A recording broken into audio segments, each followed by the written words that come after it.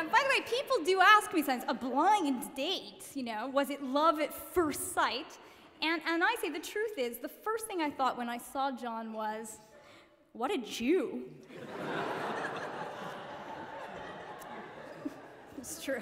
The real truth is, and according to the rules, now that the dotted line is signed, I can tonight, for the first time ever, admit this to John. The truth is, beneath all my denials and coquettishness and feigned fears, that from our second date, I really knew. I vividly remember thinking, while walking down the Whitechapel Road, thinking, I'm dating this new guy. I don't even like him. I bet we'll get married.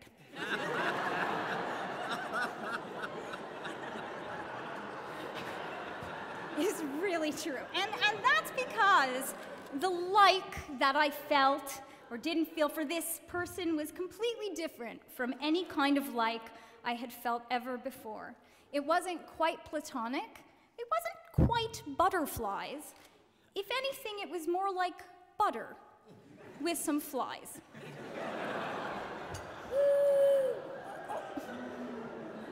Or, as best put by Family Guy's Lois Pewterschmidt, during a flashback while hugging Peter Griffin in the middle of the road, causing a truck to run off the sides, crash, and explode. Peter, I can't do it right. Peter, you make me feel like myself.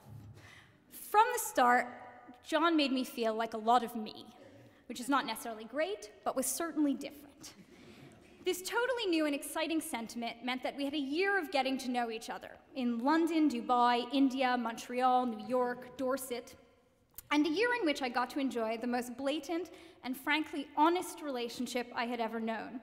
John endlessly surprised me with his forthright opinions, his intrepid curiosity, and his openness to trying all things and eagerly accompanying me to a vast array of activities, from sushi to fast food fish burgers, club nights to neurobiology lectures, Holocaust plays to Holocaust readings, to Holocaust films, to Holocaust lectures.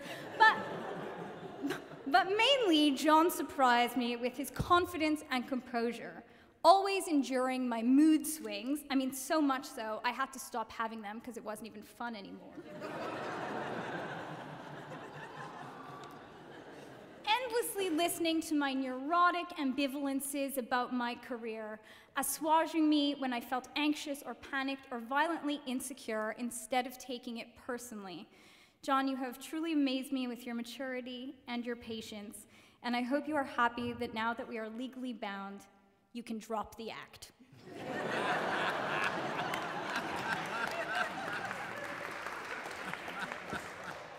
And so our intimacy developed, and on our one-year anniversary in Jerusalem, after John gave me a ring, and after I asked him, are you asking me to marry you or just give me a ring? Really? And after he explained, and I said yes, and after the call to John's mother, where she said, lovely, very wise decision, I'm very happy. And after the call to my mother, where she said, ah! And after we officially became Beyoncés, after all this, people asked me, Judy, how did you know? How did I know? How did I make this most important decision of my life? But what has amazed me really is how it never quite felt like I was making a decision, not because I was passive, but instead wholly present. And this is a unique and astonishing experience for someone as neurotic, ambivalent, and indecisive as myself. You know, the decision about whether the bread baskets tonight should have napkins inside and whether it should match with the cutlery of my dress and John's makeup and whether the cutlery should overlap with the edge of the plate or if there should be a gap, these took hours, days. But the decision to be together was emotional, primary, and completely whole. By the way, this decision isn't as easy for everybody. In Charles Darwin's July 1938 notebook, currently on display at the British Library, he made a list, the pros and cons of marriage.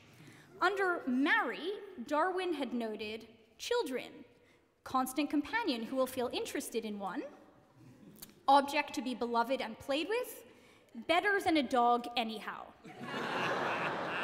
It's on display, it's hilarious. Under not marry, he wrote, cannot read in evenings, less money for books, fatness and idleness. And lucky me, I get to marry and have fatness and idleness. Now,